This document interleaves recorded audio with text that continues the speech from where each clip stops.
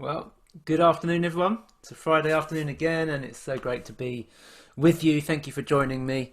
Thank you for taking the time out, just a few minutes, hopefully, to reflect with me again on a Friday evening. This week's been a strange one, hasn't it?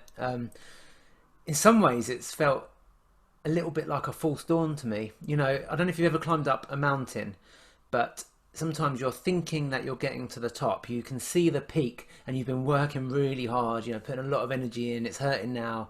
You're getting to the top, and just as you get there, you find out it's actually what's called a false summit, a false peak, because lo and behold, behind that peak is an even bigger one, a higher one, a steeper one, and it's dashing your hopes. I don't know if you've ever experienced that, but it causes all kinds of emotional reactions. And psychologists have said that false summits have seen climbers give up all hope, abandon hope, and just sit there.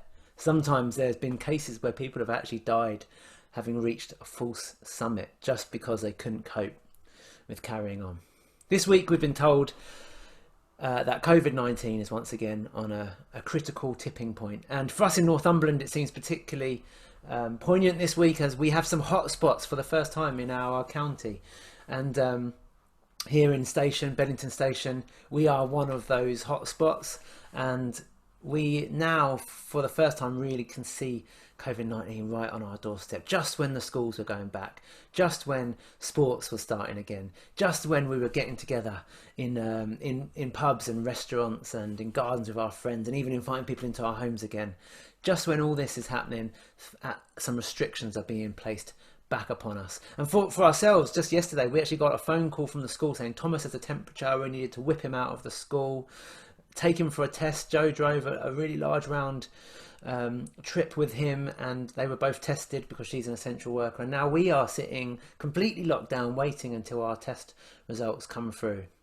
Such a false dawn at times in life, and this can happen in so many different ways. And at the same time, I bet you many people are having different emotions to those, but they're actually sitting there thinking, you know what, I told you so, I knew this was going to happen, and maybe feeling a bit high and a bit mighty. Or other people are playing the blame game, like saying, well, it's all those people's fault.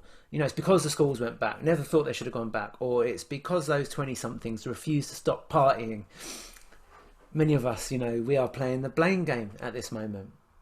And so for those that consider themselves Christians, I just wanted to bring us back to basics. It doesn't matter if you're in a lockdown. It doesn't matter if you're carefree. It doesn't matter if you're blaming others. It doesn't matter if you feel a little bit crushed, a little bit set back. Actually, we are called to be salt and we are called to be light.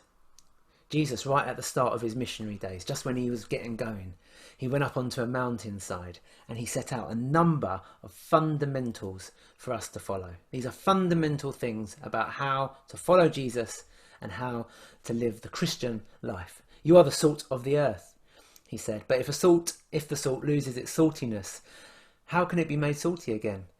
It's no longer good for anything except to be thrown out and trampled underfoot. You are the light of the world, he continued. A town built on a hill cannot be hidden. Neither do people light a lamp and put it under a bowl. Instead, they put it on its stand and it gives light to everyone in the house. In the same way, let your light shine before others, that they may see your good deeds and glorify your Father in heaven. You can read that in Matthew 5. Sometimes it's so easy to overlook what Jesus is actually calling us to do. We think that attending meetings or doing our prayers or not attending meetings is ticking some kind of box, when actually being salt and light is what is required. One of the setbacks for me possibly is that people are going to be more scared to come to our in-person worship service. We're getting back together on Sunday, and I want people to make informed decisions and make the right decision for them. And I'm scared that I'm worried that people will make a decision out of fear, when really I want people to stay at home because they think that's keeping everyone else safe, not just themselves, but keeping the community safe, or come because they think that's the right thing to do, and we can do that in a safe way, in a socially distanced, safe way too. And that's because actually attending the meeting is neither here nor there on Sunday. Being salt and light is what is required. Being salt and light. We are called to preserve and bring out flavour. Seasoned with salt is how Paul interprets this passage later in his letter to the Colossians. He says, in your conversation, let your conversations be full of grace and seasoned with salt. Colossians chapter 4. And what he's pointing out there is that we are like salt, and and he's talking particularly when we talk to each other, we're looking to preserve and bring out flavour. And it's so tempting to be the other way around, to want to be preserved and want to have others call out the flavour in us. We want other people to protect us. We want other people to coach us and to bring out the best in us, and we often project our disappointment onto them. Oh, it's because I wasn't raised right. Oh, it's because I didn't have the right teacher or the best coach. Oh, it's because I wasn't protected and kept safe. In fact, sometimes we're so scared for our own lives, particularly in these times, that we can't even see beyond that.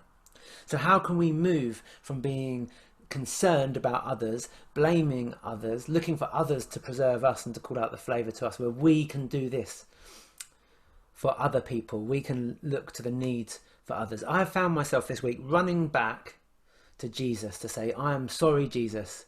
I want to be salt. I want to be salt. How can I add and preserve when I live in a culture? We live in a culture that encourages us to consume. Buy this is what the culture says. Use this. Take this. But being salt means completely the opposite. It means caring more about other people than yourself, caring more about their needs, the world's needs, than your own. Placing them to one side to look after the needs of those around you. When I used to run a football team, a footy team, I would say this line quite often. You must speak to your teammates in a giving way, in a positive way, or you must stay absolutely silent. I felt like there was no room in our team for taking talk, for negative criticism. When someone makes a mistake, and goes for life too, it's tempting to moan, to focus on how that costs you. And this is so shown when you play football. You'll really get your heart explode when you play football. So tempted to criticise, to backbite, or to moan to other people about these things. But if you do that, you're being absolutely the opposite of salt. If instead you're gentle, if instead you lift people up, if instead you encourage them to give it another go, if instead you listen to why they maybe made that mistake, if instead you do give advice when it's asked for, when it's wanted, if you are giving with your speak, with your talk, then you are being salt. That's being salt. It's one example in this time, and you can do that in a meeting or you can do that at home. And being light. It's so tempting to want to follow the light in others. And that's no bad thing. To intimidate other followers of Jesus is a good thing, and to be encouraged. But don't neglect that there's light in you, and you are called to be that light, to point in the right direction. The direction that says Jesus is with you and God's Spirit is in you. These are dark times. It can be hard. It can be all-consuming. But don't be fooled during these times by counterfeit light. Jesus is the light of the world. And yes, we have some hopes for things like vaccines. Yes, we have hopes for education. We have all kinds of good hopes. But they're not our ultimate hope. They're not the rock. They can be taken away from us in a second, can't they? And we know that now more than ever. Jesus is the unchanging hope of the world. And so that is who we point people to. It's so tempting actually to want others to do the lighting up, to come under the light of others, and to turn up on a Sunday meeting and allow someone else to do the illuminating, allow someone else to lead worship, someone else to do your praying for you, somebody else to do the good deeds, to help the community around to meet those needs. It's so tempting to do that, but you are the light of the world. You are the light of the world. And not only can it be tempting to allow others to be that light, to do that pointing, it can also be tempting to stay in the dark. Many of us, I think we are tempted to consider the light, but the consequences are just so great. I remember when I used to drive between Blantyre, which is a city in the south of Malawi, and Lilongwe at night, overnight. I used to leave late deliberately because it was actually safer to drive very late at night across Malawi and get home before the dawn. It was a long drive. I drive on a single road that lasted for 4 to 5 hours if you drove fairly quickly, and it was pitch black. I mean, lots of Malawi has no electricity, so you're driving through the real darkness. It was the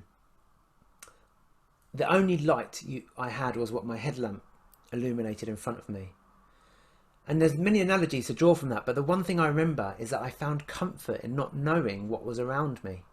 And it was quite a scary thought, not knowing that there were goats on the side of the road, not knowing that there was a big drop on the side of the road, not knowing how vast the expanse of countryside or the wild animals that were around. Not knowing these things gave me some kind of comfort. It was almost tempting to pretend that there was nothing else except what was right there in front of me. Sometimes darkness can actually be a comfort to us, a scary kind of blanket. It's not good. We need the light to live. If the sun never rose in the sky, we would die. We need to come under and into the light. It's the only way to live. And so for those of us that have had our eyes opened, there is no turning back now. Don't lose your saltiness. Don't hide your light. Instead, add to the life in this world. Preserve the good, fight the corruption, fight the good fight, and ultimately point the way to Jesus. He is our true hope. Don't lose your saltiness. Don't hide your light. Instead, be the salt and be the light.